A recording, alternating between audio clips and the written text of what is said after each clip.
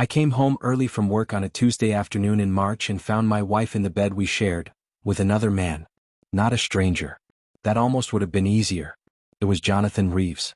Her ex. The man whose name she had said too many times in too casual a tone for too many years.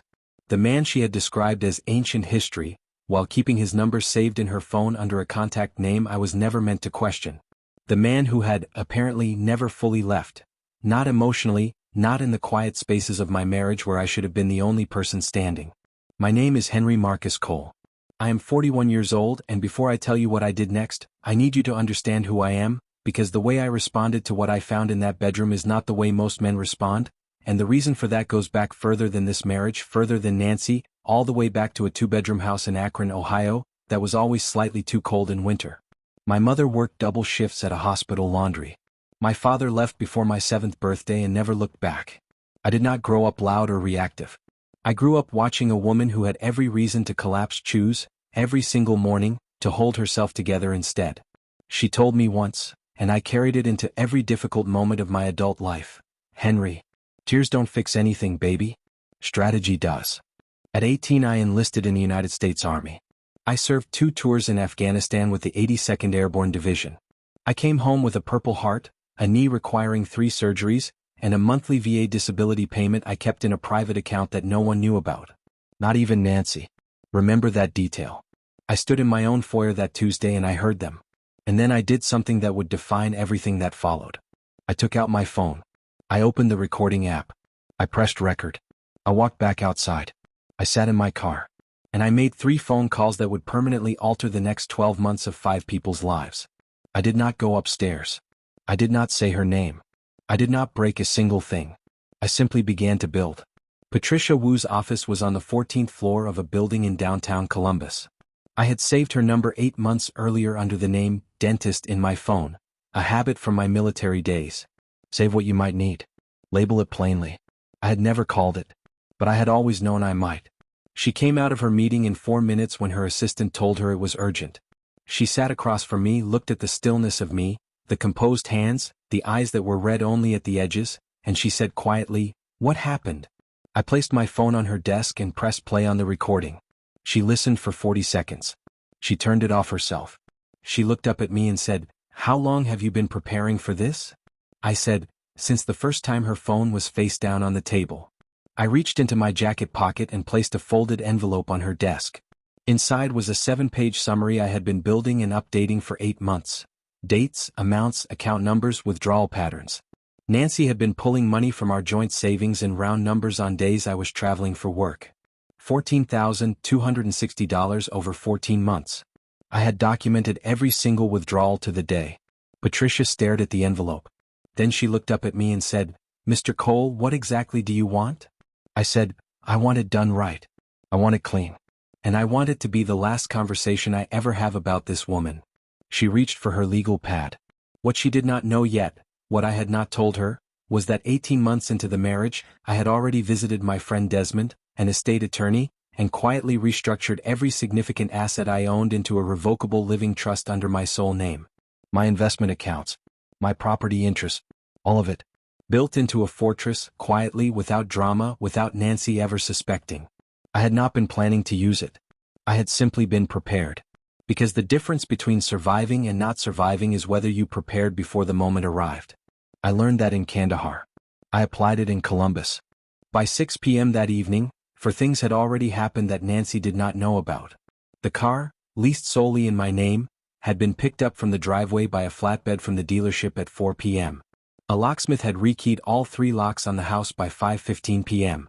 Desmond had activated the trust restructuring and filed the preliminary asset protection documents with the county. And I had called the bank and frozen the joint checking account, citing suspected unauthorized activity, a process that took less than 10 minutes because I had flagged the account weeks earlier with a coded note in the system. I checked into a Hampton Inn 6 miles away. I ordered room service. I turned on the TV. And I waited. At 6:42 p.m., I opened the security camera app linked to our doorbell. The camera Nancy had never once paid attention to, and I watched her arrive in Jonathan's car. She kissed him briefly. She walked to the front door. She tried her key. It didn't turn. She tried it again. She looked at that key the way people look at things when reality is beginning to arrive but the mind is still refusing to let it in. Jonathan got out of the car. He tried the key himself. He looked at Nancy. She took out her phone and called me. I watched my phone ring on the nightstand. I ate a French fry. I pressed decline. She called again. I pressed decline again. On the camera feed I watched her face move through confusion, then irritation, then the first shadow of genuine understanding, that slow, cold recognition that something has already happened that she cannot undo by making another phone call. Jonathan put his hand on her shoulder. She shrugged it off. I turned off the camera app. I found a documentary about migratory birds. I watched it for an hour. I was asleep by 10. At 11:30 p.m. my phone buzzed with a number I didn't recognize. I almost ignored it. Then I saw the area code and I sat up. It was Rachel Reeves, Jonathan's wife. I had seen her once, at a Hargrove faculty holiday party 2 years earlier. A quiet woman with kind eyes, holding a glass of eggnog, talking to another faculty spouse about youth soccer leagues. She had a 7-year-old daughter named Chloe. She had no idea what her husband had been doing. She said, "Is this Henry Cole? Nancy's husband?" I said yes. She said, "I need to ask you something. No games. Just honest." I said, "I'll do my best." She said, "How long?" I understood the question. It's the only question that ever really matters in these situations. Not the what. Not the where. Just the how long. I said, "I believe at least 2 years. Possibly longer." She made a sound that was not quite a cry, more like the sound of air leaving something that had been holding pressure for a very long time. She said, "I have a daughter." I said, "I know. I'm sorry." She said, "What are you going to do?" I said, "I'm going to handle my situation correctly and legally. I have an attorney. I have documentation."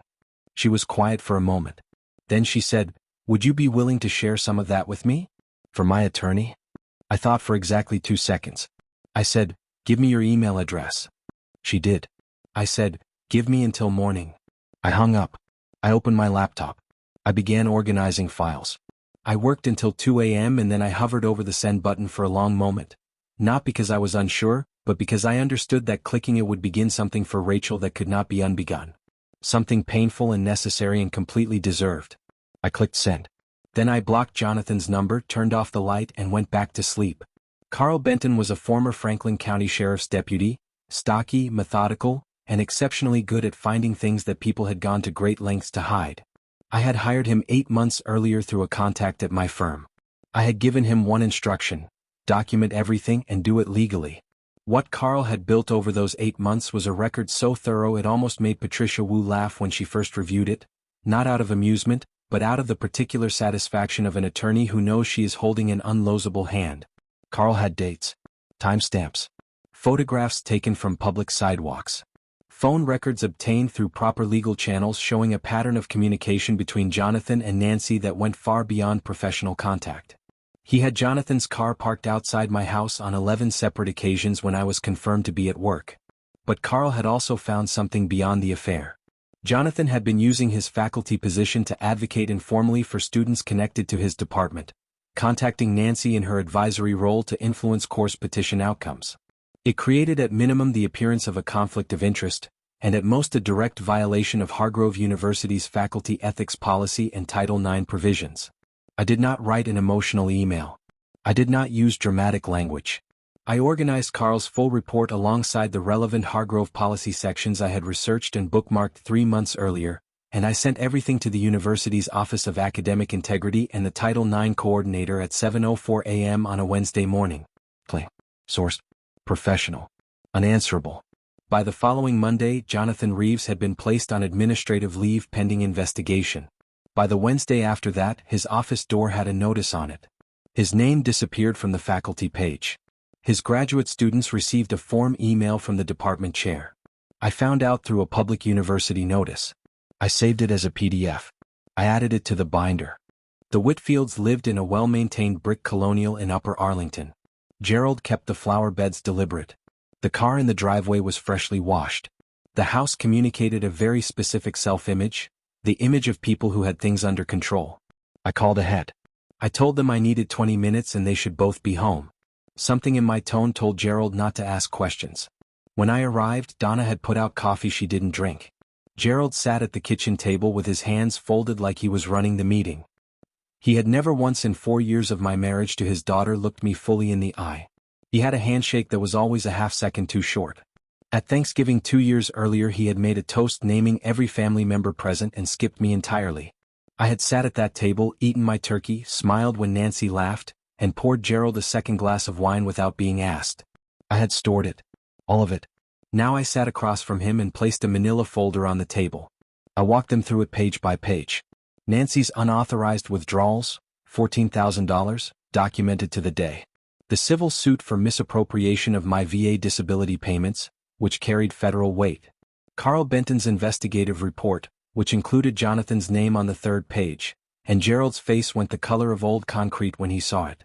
The legal document showing the house transfer. Their son-in-law's cousin was now the primary title holder of the Westerville property, making Nancy legally a trespasser in her own home. And then the final page. A bank statement showing $1,200 a month I had been quietly paying toward the second mortgage Gerald had taken on this house, the one he had never told his family about. I had discovered it during my financial restructuring and covered the shortfall without saying a word. I said, "I've canceled that arrangement, effective this month." Donna said, "Henry?" I said, "I'm not here for an apology. I'm here so you understand exactly what happened." I stood up. I walked to the door. I turned back once. "Gerald, you should have looked me in the eye." 3 weeks after I filed for divorce, Nancy did what people do when they have run out of real options. She went online. She posted on Facebook and Instagram, a long, carefully written note about being blindsided, about being locked out of her home without warning, about going through a nightmare she never saw coming. She called herself devastated. She called herself a victim. She did not mention Jonathan. She did not mention the $14,000. She did not mention what I had come home to find. Her post got 300 shares overnight. Flowers arrived at her friend's apartment. Someone started a GoFundMe. I had watched this possibility coming for weeks. I had prepared for it the same way I prepared for everything. I did not reply in the comments. I did not post from my own name. Instead, through a neutral community page that a trusted friend administered, I released a carefully organized public response. It contained the court-filed divorce petition, public record. A redacted version of the civil suit for unauthorized account access. A copy of the Title IX complaint filed with Hargrove, with Jonathan's name unredacted and his administrative leave status confirmed by a public university notice. And a statement from Patricia Wu confirming that security camera footage from the home's doorbell camera, footage showing who had entered my house that Tuesday and at what time, had been submitted to the court as evidence. Nothing emotional. Nothing inflammatory. Just documentation organized the way I organize everything. Claim. Source. Unanswerable. Within 48 hours, Nancy's post came down. The GoFundMe was refunded. 3 of her closest friends sent her private messages she never showed anyone. Her department head at Hargrove, already aware of the Title IX investigation, called her in for a formal meeting.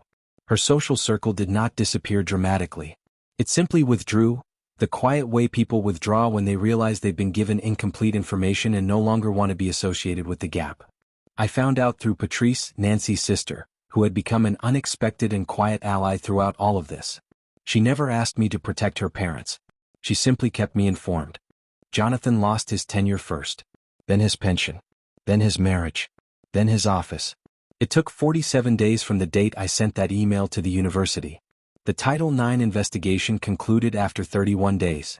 The findings confirmed that Jonathan had violated the faculty ethics and professional conduct policy, specifically the provisions governing relationships and communications with staff in connected advisory roles, and the provisions governing use of professional influence for personal benefit. His tenure was revoked. This was the thing that stunned the faculty because everyone at Hargrove knew that tenure was nearly impossible to revoke. But Carl Benton's documentation was thorough enough and the university's legal team conservative enough that they chose clean removal over the liability of keeping him. His pension was frozen pending a separate civil filing by the university related to misuse of institutional resources. His attorney had sent me a settlement offer weeks earlier, carefully worded legal language that boiled down to one thing. Jonathan was scared and wanted to limit the spread of the affair evidence to protect his marriage. The offer arrived too late. Rachel had already filed for divorce 14 days prior, citing adultery, and had subpoenaed Carl's investigative report as supporting evidence. She was awarded primary custody of their daughter Chloe, the family home, and a structured support arrangement. Jonathan moved into a studio apartment in Grandview Heights. He was 39 years old. The elbow patch blazers stayed in the closet of a house that was no longer his. I did not celebrate any of this. I want to be clear about that. I felt the particular weight of watching a set of consequences arrive that were entirely deserved and still somehow heavy to witness. That weight is not guilt. It is the feeling of a man who understands that real consequences are not satisfying the way movies make them look. They're just final. I filed everything. I added it to the binder. I went to bed at a reasonable hour. Nancy's situation deteriorated with the quiet momentum of a dam that had already cracked. Each week brought a new failure, each one more structural than the last. She had been staying in a friend's apartment in Clintonville. That friend, after Nancy's online post was publicly refuted, became noticeably less available. By week 4, Nancy was staying with a college acquaintance she hadn't spoken to in 7 years. The civil suit for the $14,000 was proceeding. Patricia had filed a motion for structured repayment, and the judge had already issued a preliminary ruling showing clear sympathy with the VA benefits claim. Those 4 withdrawals from my disability payments carried federal weight that Nancy's attorney had visibly not anticipated. The Whitfields received a late payment notice from their lender in the 4th week, the consequence of the mortgage assistance I had canceled. Gerald called Patrice to figure out what to do. He did not call Nancy. That detail reached me through Patrice with a quietness that said more than any explanation could. Nancy eventually took a job at a Target in Gahanna. She had a master's degree in higher education administration, 8 years of advising experience. But her Hargrove reference was compromised by the ongoing Title IX investigation that had implicated her in the adjacent conduct, and her professional network had gone cold. She worked the customer service desk. She wore a red vest. I found this out not through Carl, I had instructed him to stand down, but through a mutual acquaintance who mentioned seeing her there with an expression that carried more sadness than satisfaction. I received the information and sat with it. I did not celebrate it.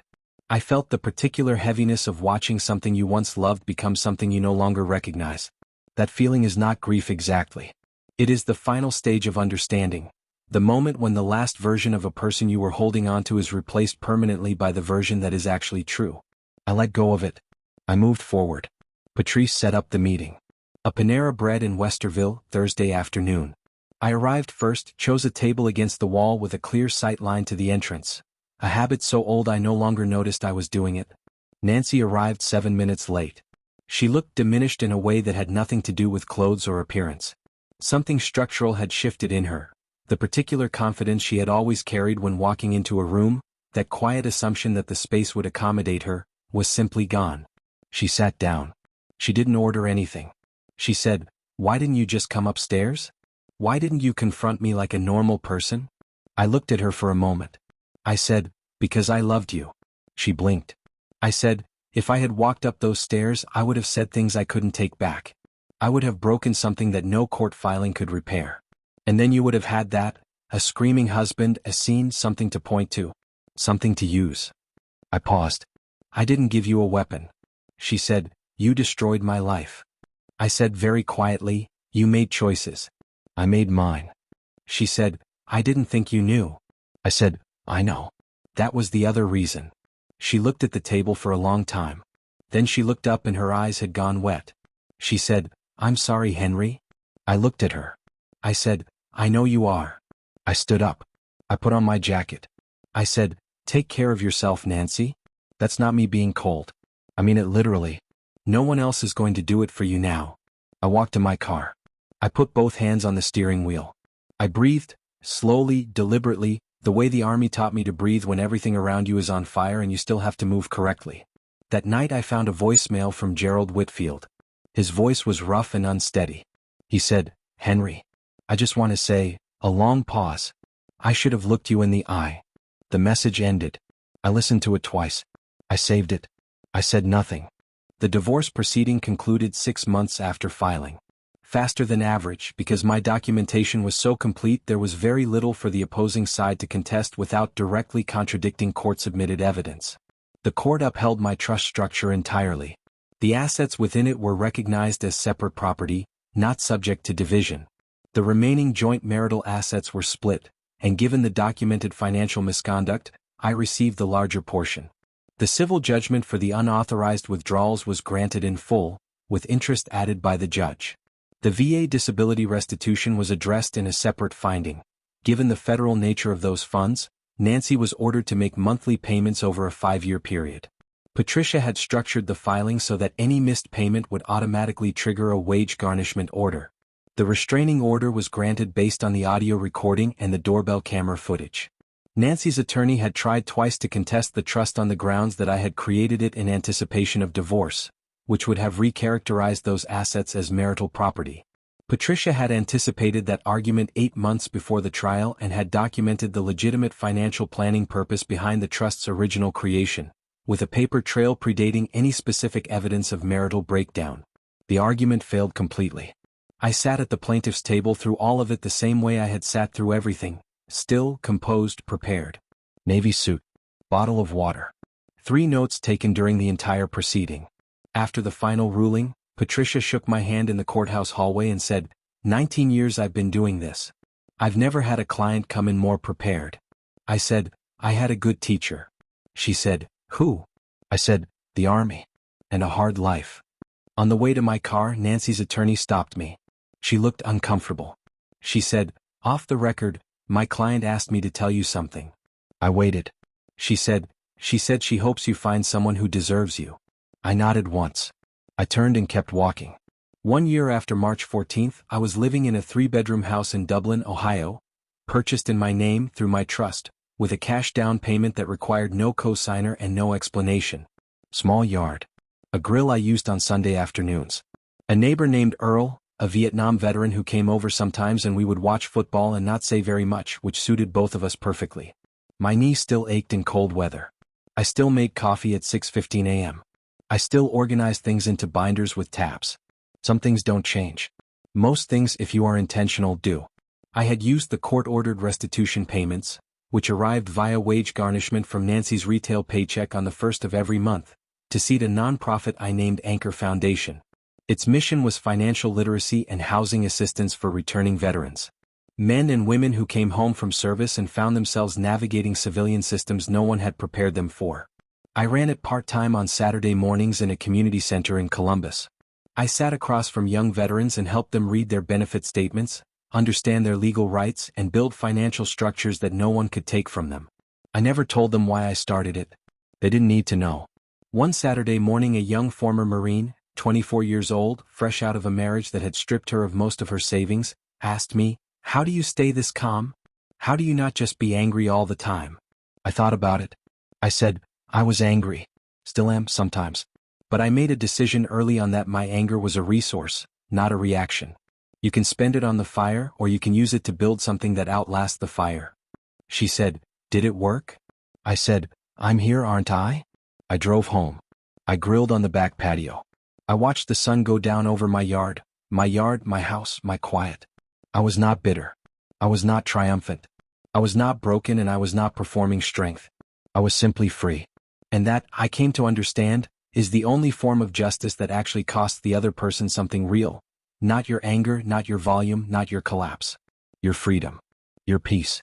Your ability to build something solid on the other side of what they did. Nancy had wanted to make me feel like I was nothing. What she had actually done was remind me of everything I already was, and everything I was still capable of becoming. I finished my food. I went inside.